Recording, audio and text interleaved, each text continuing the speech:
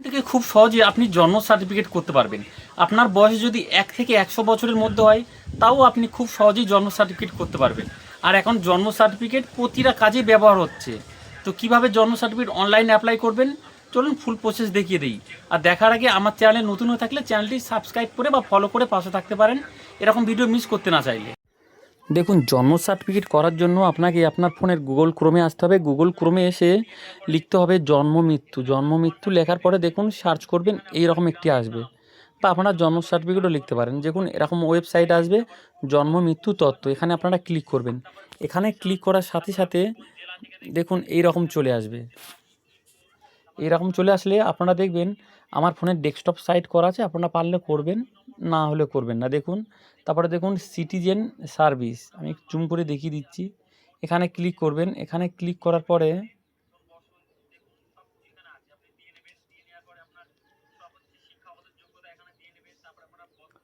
দেখুন by three ডটসে click করবেন। Three ডটসে click করার পরে দেখুন সিটিজেন সার্ভিস, এখানে ক্লিক করবেন। এখানে ক্লিক করার পরে দেখুন বার্থ লেখা আছে, বার্থে ক্লিক করবেন। বার্থে ক্লিক করার পরে দেখুন এখানে অনেকগুলো অপশান আছে। দেখুন এর মধ্যে একটা অপশান আছে নিচের দিকে ডিলে বার্থ রেজিস্ট্রেশন, আপনারা এখানে ক্লিক করবেন। এখানে ক্লিক করার পরে আপনাদের যে ফোন নাম্বারটি, সেই ফোন নাম্বারটি দিয়ে এখানে একটা যে কোনো ফোন নাম্বার দিয়ে লগ ইন করতে হয়। আপনারা কি করবেন, আপনাদের একটি ফোন নাম্বার দিয়ে লগ ইন করে নেবেন। দেখুন ফোন নাম্বারটি দিয়ে নেওয়ার পরে গেট ওটিপি, গেট ওটিপিতে ক্লিক করবেন।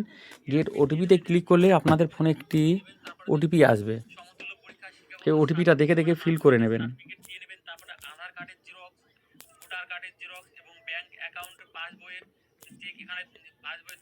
দেখুন ওটিপিটা ফিল করে নেওয়ার পরে সাবমিট ওটিপি, এখানে ক্লিক করবেন। এখানে ক্লিক করার পরে এবার আপনাদের সামনে যে জন্ম সার্টিফিকেটের যে ফর্মটা, সম্পূর্ণ সেই ফর্মটা চলে আসবে। দেখুন এরকম চলে আসবে। দেখুন এখানে আপনার জন্মের, দেখুন এখানে প্রথমে লেখা আছে একটি তারিখ। দেখুন আপনার যে ডেটে অ্যাপ্লাই করবেন সেই তারিখটি দেওয়া থাকবে এবং আপনাদের যে ফোন নাম্বার দিয়ে লগ ইন করবেন, দেখুন ভবিষ্যতে যোগাযোগের জন্য সেই ফোন নাম্বারটি দেওয়া থাকবে। দেখুন তারপরে কি করবেন, আপনাদের যে জন্ম তারিখ, জন্ম তারিখটা এখান থেকে দিয়ে নেবেন। জন্ম তারিখটা দিয়ে নেওয়ার পরে এবার যার নামে অ্যাপ্লাই করছেন সে মেল কি ফিমেল সেটি অ্যাপ্লাই করে সেটি দিয়ে নেবেন। দিয়ে নেওয়ার পরে দেখুন তার ফার্স্ট নেমটা দিয়ে নেবেন। দিয়ে নেওয়ার পরে তার মিডল নেম থাকলে দেবেন, না থাকলে লাস্ট নেম দেবেন। লাস্ট নেম দিলে এবারে দেখুন এইখানে ক্লিক করবেন, সিঙ্গেল না ডবল মানে টুইনস, যে একসঙ্গে কটা কটা বাচ্চার জন্ম হয়েছিল সেটা দিয়ে নেবেন। দিয়ে নেওয়ার পরে দেখুন প্লেস মানে জন্মের স্থান, এবারে যেখানে জন্ম হয়েছিল দেখুন এটা এখানে ক্লিক করবেন, হসপিটাল, হোম না আদার্স, সেটা আপনারা দিয়ে নেবেন। দিয়ে নেওয়ার পরে দেখুন এবারে এখানে রাজ্য, কোন আপনাদের রাজ্যটি দিয়ে নেবেন। অবশ্যই এটা ওয়েস্ট বেঙ্গল করতে হবে। তারপরে আপনাদের জেলা দিয়ে দেবেন। এবারে রুরাল না আরবান মানে গ্রাম না শহরে সেটি দিয়ে নেবেন। দিয়ে নেওয়ার পরে আপনাদের যে যে ব্লক না মিউনিসিপ্যালিটি সেটা দিয়ে নেবেন। দিয়ে নেওয়ার পরে আপনাদের গ্রাম পঞ্চায়েতের নাম দিয়ে দেবেন, গ্রামের নাম দিয়ে নেবেন, পিনকোড দেবেন। তারপরে দেখুন এখানে পিতার তথ্য মানে আপনাদের বাবার পুরো ডিটেলস দিয়ে নেবেন, বাবার নাম, বাবার লাস্ট নেম সব দিয়ে নেবেন। দিয়ে নেওয়ার পরে বাবার প্রুফ দিয়ে নেবেন যে কোনো একটি।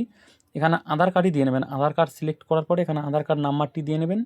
দিয়ে নেওয়ার পরে এবারে এই বাবার আধার কার্ডের যে পিডিএফ ফাইলটা এখানে দিয়ে নেবেন 250 কেবির মধ্যে।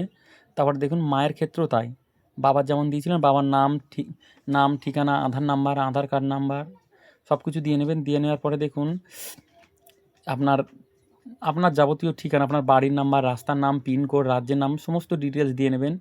এবারে দেখুন এইখানে একটি বক্স আছে, এখানে টিক চিহ্ন করবেন। টিক চিহ্ন করার পরে দেখুন এখানে আপনার বাড়ির নাম্বার টাম্বার যদি থাকে সেগুলো দিয়ে নেবেন।